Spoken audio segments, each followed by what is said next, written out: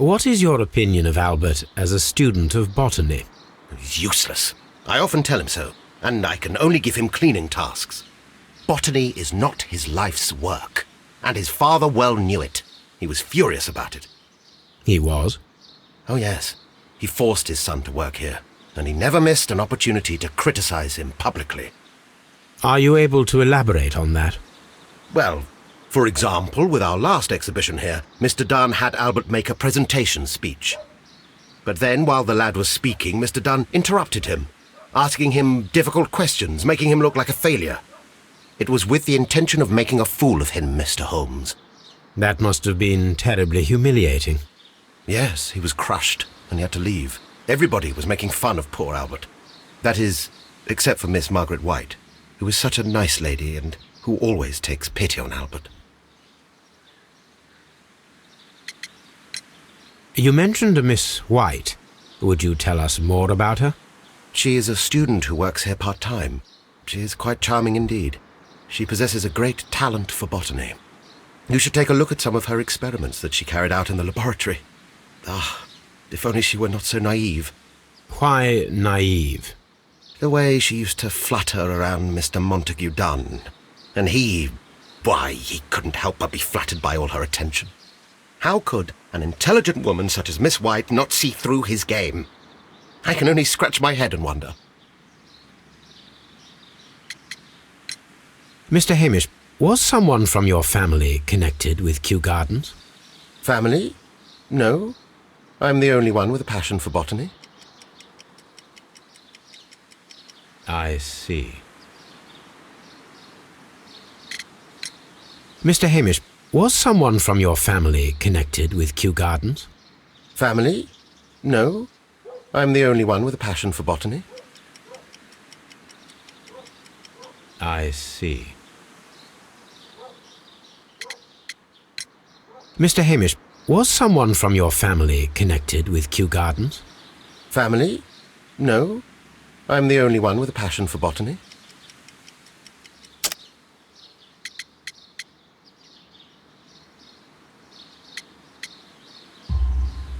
I do not think so. This photograph of you and your father at Kew Gardens suggests the opposite. But you have no right to... Do tell us more about your father. He was, indeed, the greatest botanist of his time in the British Empire. He worked together with Montague Dunn until the end of his life. He brought me in at the age of 12. Did he get on well with Mr. Dunn? No, I couldn't say that. They expanded Kew Gardens together, that was all. And it was all my father's work, for Dunn always lived the high life. So Mr. Dunn was not helping your father? Oh, yes, he provided the financial support. And as far as he was concerned, that fulfilled his role. But the worst of it was, he declared himself as the master of Kew Gardens. Fame meant nothing to my father, so it was easy for Mr. Dunn to take all the credit. Are you aware of the Divine Syndicate? The Divine what? Is this a joke? No, I am quite serious. What a ridiculous name. Anyway, I have never heard of this syndicate. There is a bust of Montague Dunn in the nursery. A bust? Oh, that old thing. Further proof of that outrageous ego of his. But why in that room in particular? Oh, I don't know. It has always been there.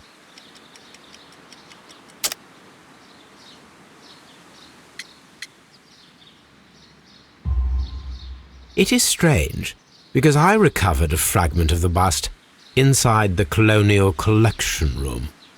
Really? Oh, well, so I am mistaken. It ought to have been removed during the clean-up. This room is so small. Do you know who moved it? I have no idea. Surely Mr. Dunn requested it. Do you have any more questions like this? Because fragments of rock are not my responsibility. Evidently. Can you tell me if you saw Mr. Montague Dunn on the day of his death? Yes, of course. I met him, and we went to see Albert, his son, at around 9:30. He appeared quite calm. What were you doing on the morning of the accident? After paying multiple visits to Albert, I had a little talk with Miss White. Then I returned to my desk to complete some paperwork. Suddenly I observed that Mr. Dunn was not feeling well, so I ran immediately to fetch Albert. I clearly remember that it was around 10:30, for I was late that morning. Thank you, Mr. Hamish. We shall continue our investigation.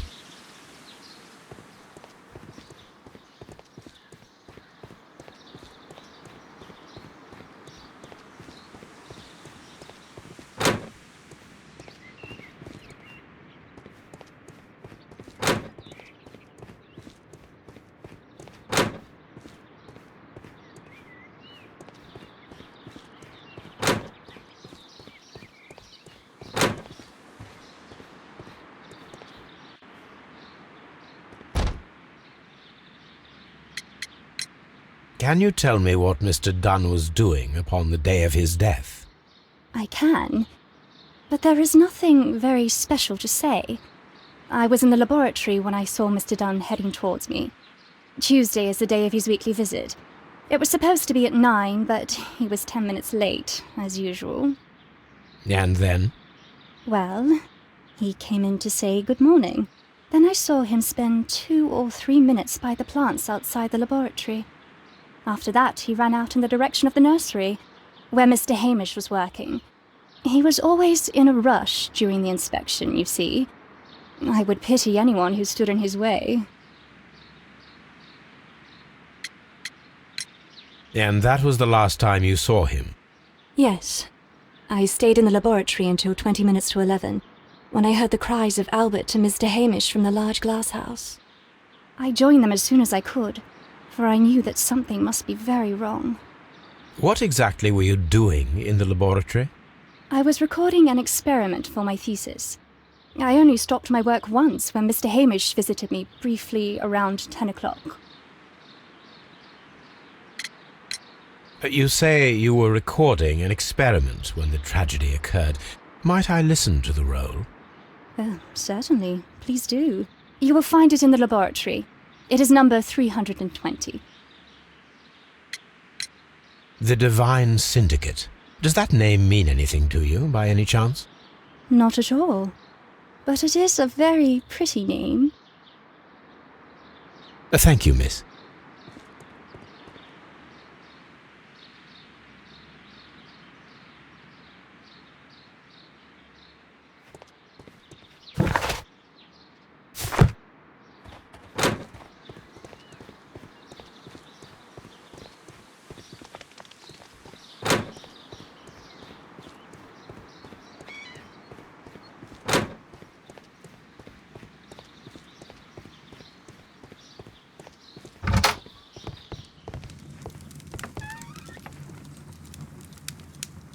Here it is.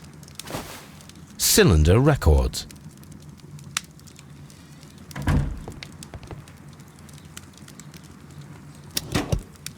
These plants, classified as shrubs or grasses, have adapted to their arid environment due to a system of underground roots.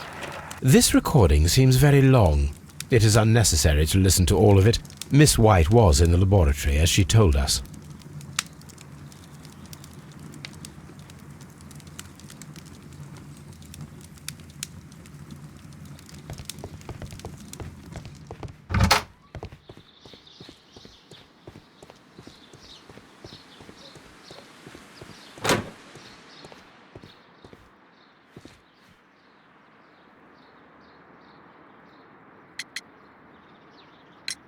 Your father's death does seem highly suspicious.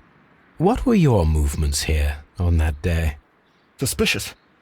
Well, I was working in the seed house, taking care of something, or Lear Pontus, or... No, wait. These Latin names. And I spent so many hours trying to memorize them. Did you see your father that day? Yes. He came here with Mr. Hamish for his weekly visit. There was nothing unusual about that. And then? Nothing. They stepped out to the backyard.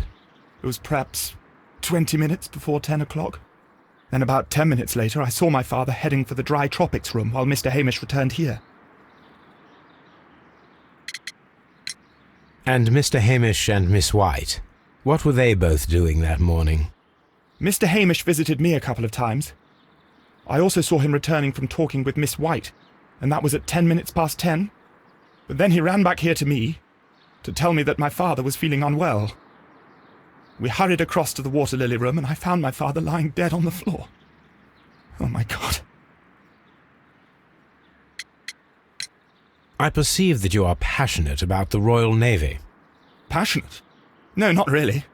I like ships, that is all. Are you quite sure? You do not seem to be so interested in plants. It's difficult, that's all. My future is here. It has never been about anything else.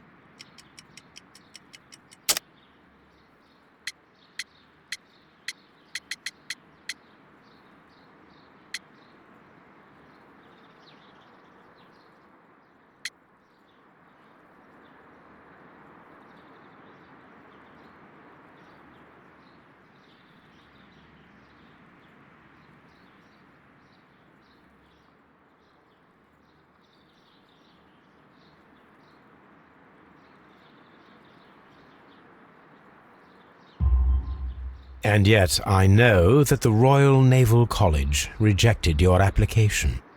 Ah, you truly are as clever as they say. Yes, that's correct. And in fact, my father was strongly against the idea.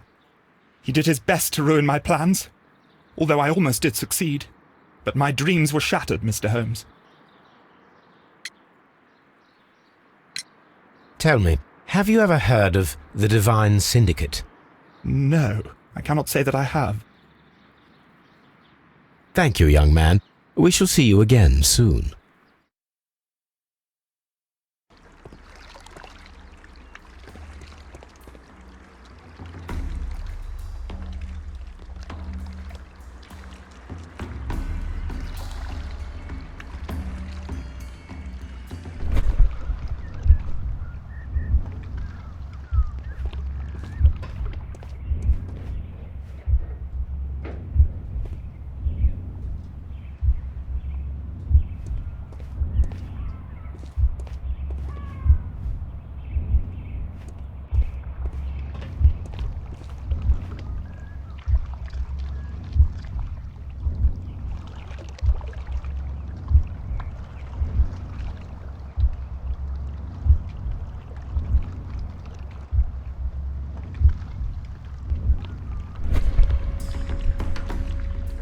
When Montague Dunn was standing close by the plants, the caterpillars were released and caused the deadly spores to activate.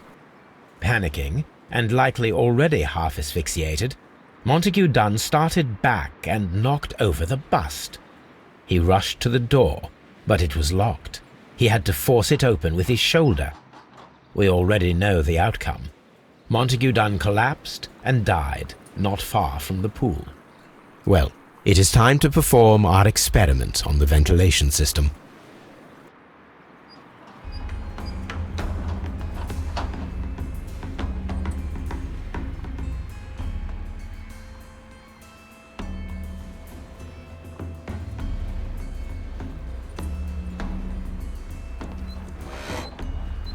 The caterpillars could only fall from the ventilation duct.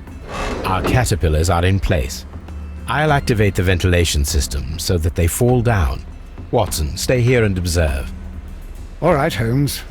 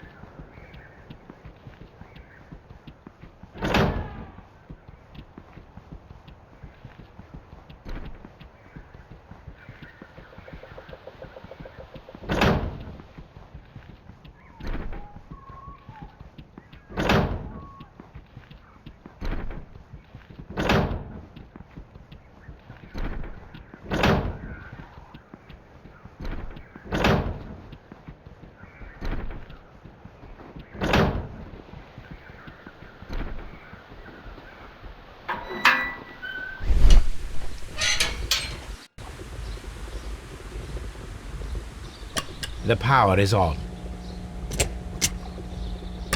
The engine has started.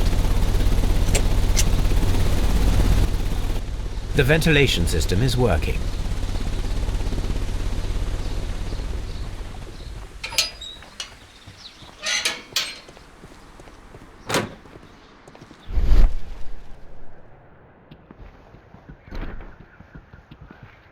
Excellent. This ventilation fan is working. Let us see if I can activate the other one.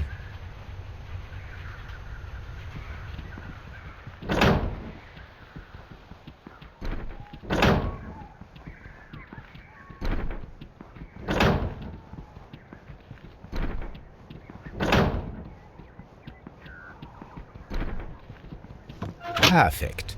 Now I just need to find Watson to check the result.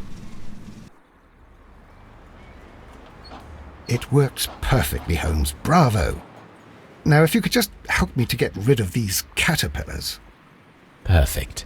Now we know how the murder of Montague Dunn was carried out, by activating both Albert's and Mr. Hamish's fans. But only from Mr. Hamish's workplace would it be possible to see when Montague Dunn entered the Colonial Collection Room.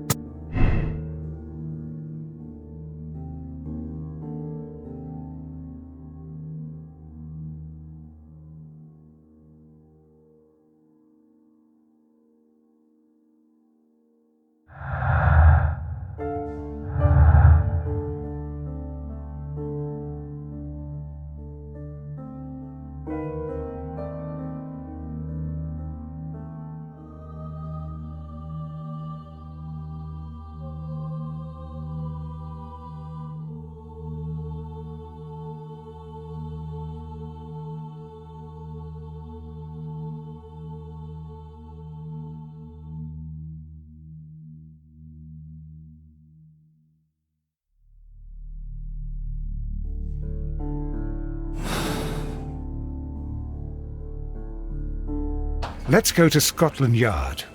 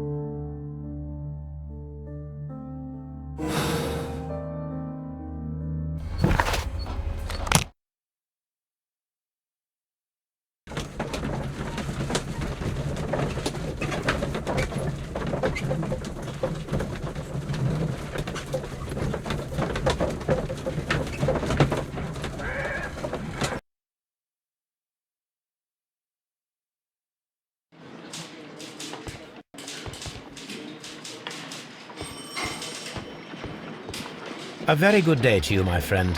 Is Inspector Lestrade in? The inspector's waiting for you in his office.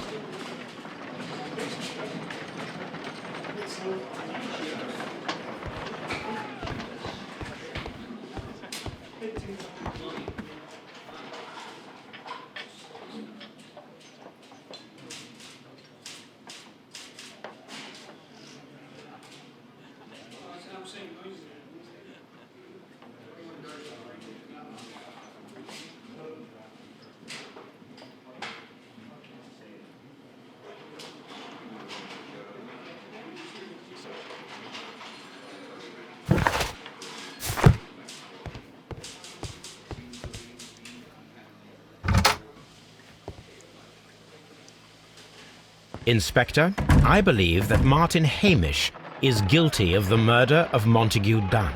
Aha! I knew it. I'll send the lads around to arrest him. Very good. I shall wait to hear from you.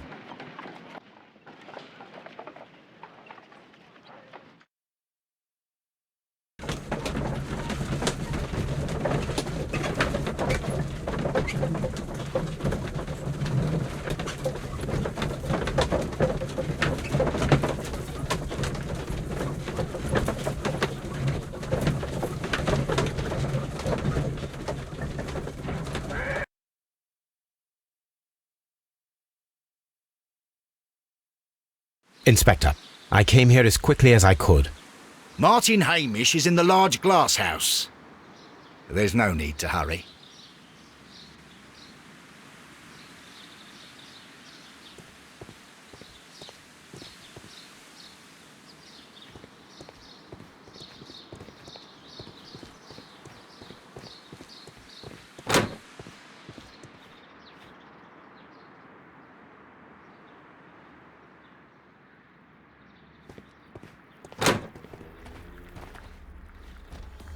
Holmes, my God! Yes, we found him like that. Our messing around with the ventilation system didn't go unnoticed. Mr. Hamish realized that we knew. Inspector, could you arrange the body, please? I should like to examine it.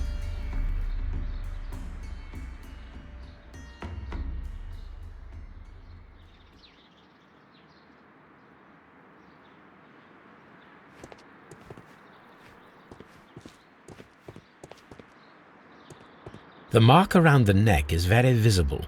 He died instantly.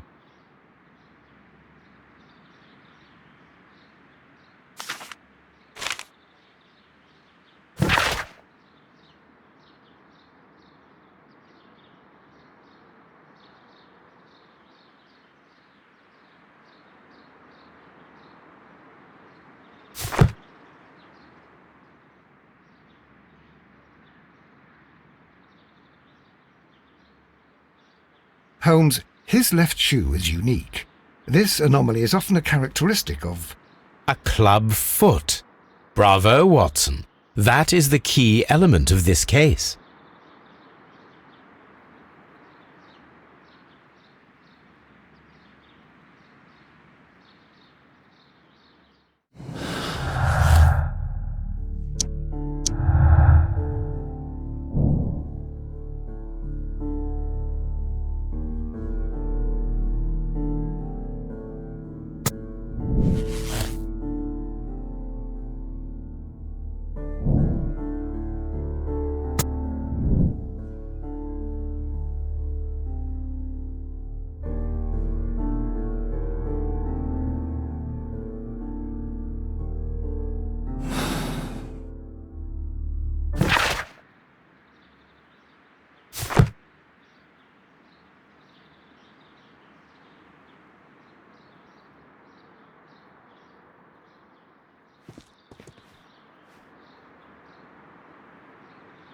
Something about this rings very oddly. Why do you say that, Mr. Holmes? Why? Because of Mr. Hamish's club foot. Oh, I deserve to be kicked from here to Charing Cross. I should have noticed it. But, Mr. Holmes, I can't see why. No, I don't suppose you do. You must recall that Mr. Dunn was locked inside the Colonial Collection Room by the murderer. If it was Mr. Hamish, he would have had to run up to his workplace to trigger the fan situated above it, taking into consideration the condition of his foot. Well, it is still possible. Perhaps, but it is rather strange that such a person as Mr. Hamish decided to base his plan on the speed of his gait. You mean to say that somebody helped him? So the suicide is questionable? Correct. Mr. Hamish accuses only himself in his letter, and so the investigation stops. Possibly an accomplice, then? That idea had not occurred to me, Mr. Holmes. I have another idea, Inspector. Thanks to the testimony that we have collected, we are able to rebuild the events as they took place that day. With a timeline, such as we did in the Jack the Ripper case. Precisely. The map at the entrance of Kew Gardens should help us with our timeline. Let us analyze the facts and statements so that we may recreate the events of that morning.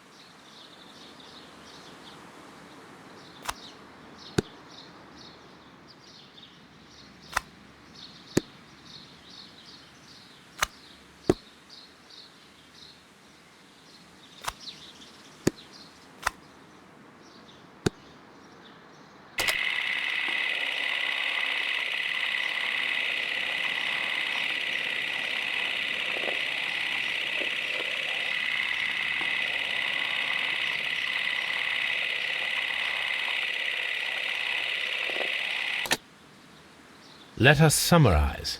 Montague Dunn was poisoned inside the Colonial Collection Room. He forced open the door, which means that someone locked him inside there at 10:20. Martin Hamish was last seen at 10:10. This means that he has approximately 10 minutes to lock the door of the Colonial Collection Room. Given that he was club-footed, it is doubtful. Albert also has 10 minutes to lock the door of the Colonial Collection Room, which is quite enough time. Miss White was last seen at 10 o'clock, which means that she had approximately 20 minutes to lock the door. More than enough time. Perfect, Watson. Now, let us ascertain who assisted Martin Hamish in killing Montague Dunn.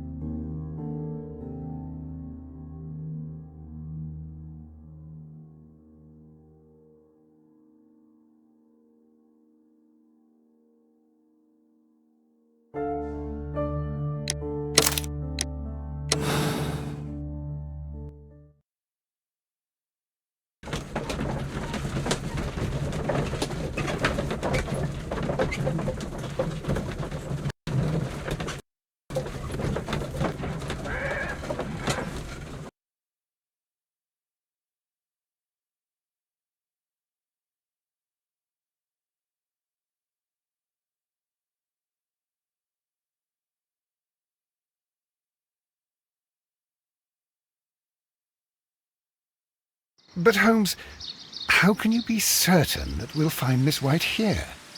It is obvious, Watson. Just use your brain. I am using it. I do use it. Now that the rope has tightened around Martin Hamish, Miss White must act to erase all traces of her implication. After the suicide of her accomplice, there is one final trace remaining: the deadly plants of the Divine Syndicate. She will be there. Very good. Shall we go? Just one moment. Now listen to me, Watson. I shall see her alone. You will conceal yourself behind her, quietly. Whatever are you planning? Nothing spectacular. The impulses of women have always been a mystery to me. But she is a bold one, and so we must be cautious. All right. You can count on me, Holmes.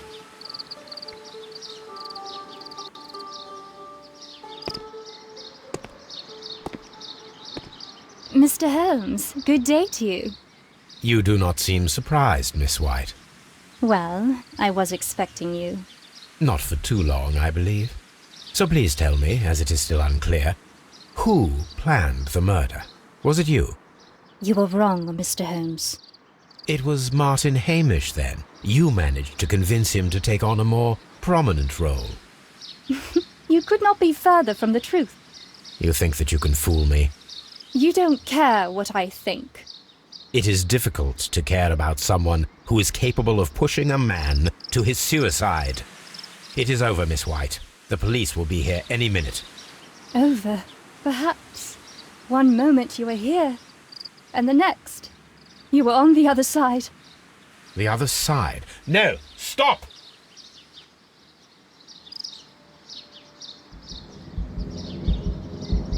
I beg you not to do this, Miss White. Don't come any closer.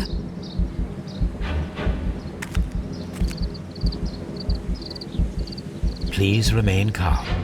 We can help you. Not one step further. Don't try to stop me. Stop this foolishness. You cannot truly want to die. No, it's too late.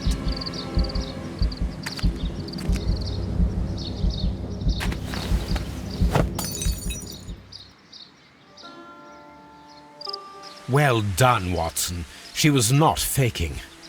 Miss White, you have no right to take your own life. Dr. Watson? Did you just save me? Or worse?